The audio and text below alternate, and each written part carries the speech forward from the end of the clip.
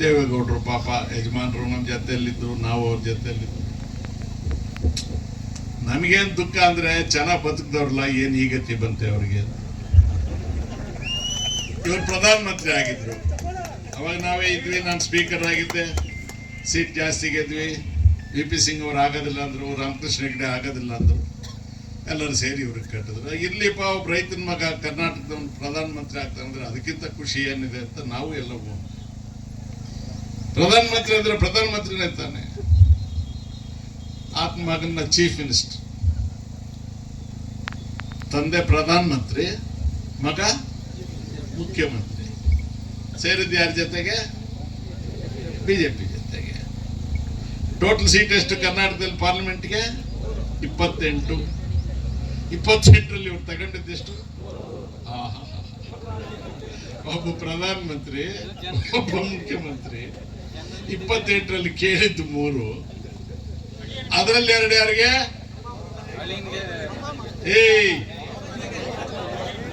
ಮಗನಿಗೊಂದು ಮೊಮ್ಮಗನಿಗೊಂದು. ಅಳಿಯನಿಗೆ ಕೇಳಿದ್ರೆ ಅವರೇ ಇಲ್ಲ ಓವರ್ಲೋಡ್ ಆಗಿದೆ, ಬಸ್ ಜಾಸ್ತಿ ಕೊಡಕ್ಕಾಗಲ್ಲ ಅಂದ್ರೆ, ಹಂಗಂದ್ರೆ ನಿಮ್ ಲೆಕ್ಕದಲ್ಲಿ ಕೊಡಿ ಅಂತ ಅಲ್ಲಿ ಕಳಿಸಿ. ಇವ್ರ ಹಣೆ ಬರಕ್ಕೆ ಅವ್ರ ಹತ್ರ ಹೋಗಿ ಡೊಗ್ ಸಲಾಮ್ ಹೊಡಿತಾ ಇರೋರು ನಮಗ್ ಬಂದು ಹೇಳೋದು, ರೈತರ ಮಕ್ಕಳು ನೀವೆಲ್ಲ JDSಗೆ ವೋಟ್ ಹಾಕ್ರಪ್ಪ, ಪಾಪ ಇದು ರಿಸರ್ವ್ಡ್ ಸೀಟು. ಒಳ್ಳೆ ಹುಡುಗ ನಮ್ಮ ಹೆಣ್ಮಗಳು, ಅವ್ರ ತಾಯಿ ಮಂಗಮ್ಮನವರು, ನಮ್ಮೂರ ಹತ್ರ ನೋಡಿ. ಅವ್ರಿಗೆ ಅದೇನ್ ಸಿಟ್ಟು ನನ್ನ ಮೇಲೆ ಗೊತ್ತಿಲ್ಲ. ಇದಕ್ಕೂ ಬಲಿ ಕೊಡಕ್ಕೆ ನಮ್ಮ ಹೆಣ್ಮಗಳ ಮಗನ್ನೇ ತಗೊಂಡಿದ್ದಾರೆ, ಮುಗಿಸಾಕ್ಬಿಟ್ರೆ ಅವ್ರನ್ನ.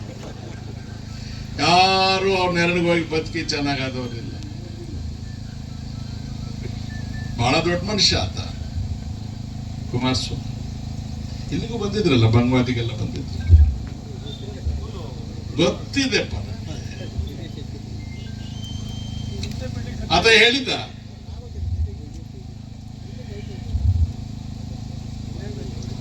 ಕುಮಾರಸ್ವಾಮಿ ಹೇಳಿದ್ದ, ನಾನು ನನ್ನ ಸರ್ಕಾರ ಬಂದ್ರೆ ಎತ್ತಿನೊಳೆ ಆಗಕ್ ಬಿಡೋದಿಲ್ಲ.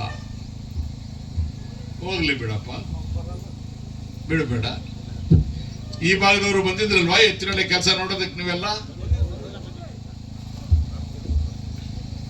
ಈ ರಾತ್ರಿ ಹೊತ್ತು ಬಂದು ಕ್ಯಾನ್ವಾಸ್ ಮಾಡಿದ್ರಲ್ಲ, ಮಾನ ಮರ್ಯಾದೆ ಇಲ್ಲದವರು, ನಾಚಿಕೆ ಬಿಟ್ಟವರು,